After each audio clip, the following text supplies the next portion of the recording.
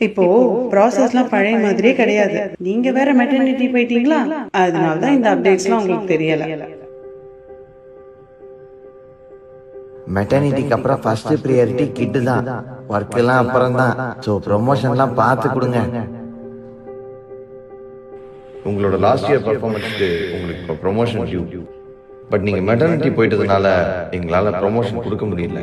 Next சைக்கிளில் பார்க்கலாம். குழந்தை பிறந்ததுக்கு அப்புறம் ஆளு கொஞ்சம் வெயிட் போட்டீங்கல்ல.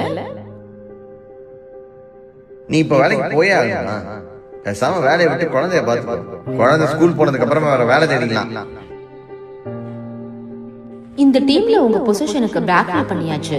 சோ நீங்க ரீஜாயின் பண்றப்போ இன்டர்னலா இன்டர்வியூஸ் அட்டெண்ட் பண்ணி வேற டீம் மாற மாதிரி இருக்கும்.